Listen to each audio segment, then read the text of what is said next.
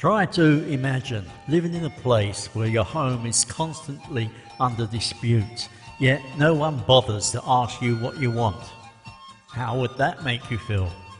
Welcome to Isaan in the 18th century. Siam wanted it, Laos wanted it, and sometimes even the Khmer had a go, but in the end, Isaan was just a convenient buffer zone. Forced migrations, military outposts, and rulers shuffling people around like some chess pieces. Life here was not exactly peaceful. However, through all the chaos, Isaan survived, thrived, and shaped Thailand we know today. Therefore, let us dive into this overlooked history. Just do not expect it to be a fairy tale. Hello and welcome. Ah yes, Isaan, the land of sticky rice, Som Tam, and a history that no one talks about. But do not worry, I am here to fix that. You see, back in the 18th century, Isaan was not the laid-back region we know today. It was a political football, kicked around by Siam, the Lao kingdoms and the Khmer. No one saw it as a place for the people who lived there. It was just a buffer zone, a convenient no man's land to absorb invasions, migrations, and the occasional acts of royal paranoia. Now, let me set the scene.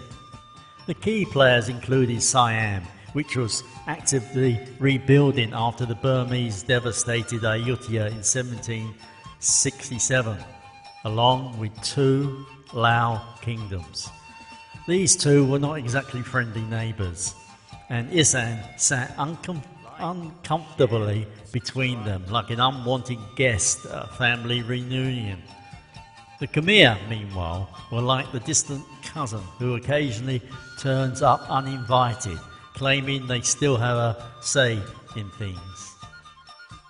Population shuffles, the original forced relocation.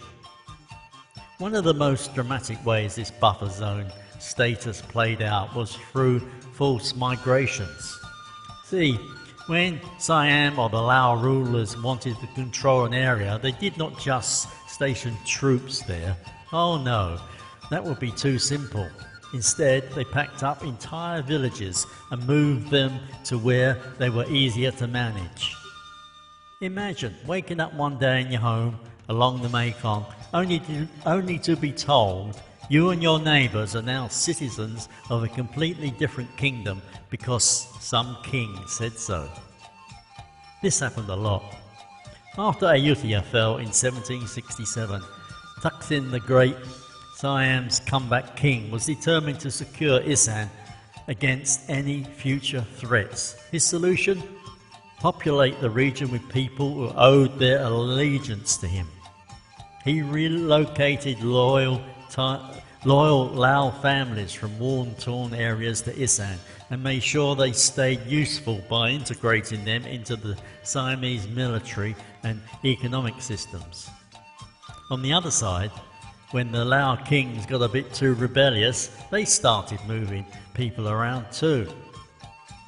Then the king of Vietnam tried to push his influence into Isaan, forcing some villagers to swear allegiance to him. Siam was having none of that and retaliated with military campaigns, dragging thousands of people back towards Bangkok. So, if you ever wondered why so much of Isaan's culture has strong Lao influences, well, now you know. It was not just a cultural exchange. It was centuries of forced relocations and strategic shuffling of people like pieces on a giant chessboard. Military outposts and the art of protection. Now, what do you do when you have a massive, sparsely populated land that no one trusts, but everyone wants to control? You build military outposts, of course. By the late 18th century, Isaan was dotted with fortresses and garrison towns. Not to protect the locals, oh no. These were there to ensure the local population behaved and did not start siding with the wrong king. Places like Ubon Ratchathani and Nakhon Ratchasima started as military settlements designed to secure the frontier. However, the issue with military outposts is that they require supplies, and guess who has the honour of supporting them? That is right, the local population. Local farmers were taxed to support and feed the soldiers, while men were conscripted into local militaries, and entire villages had to adapt their lives around these new protectors. Now, here is where things get interesting. Over time, these military settlements helped Isaan grow. Soldiers needed markets, temples and roads, and eventually these outposts became thriving towns. What was intended as a system of control ultimately led to the expansion of the Isaan region. The unwanted buffer that became a cultural powerhouse.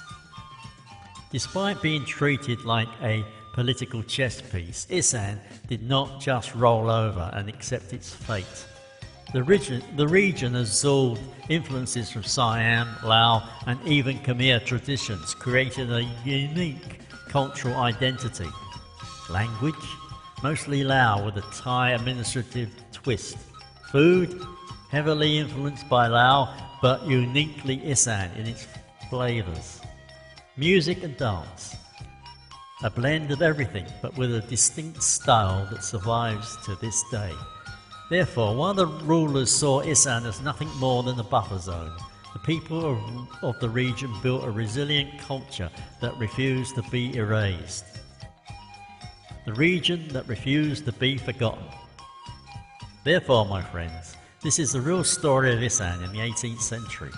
They were not just some backwater. It was the front line of power struggles, forced migrations and cultural survival. The Siamese, the Lao, the Khmer, they all thought they could control it. However, in the end, Isaan shaped itself.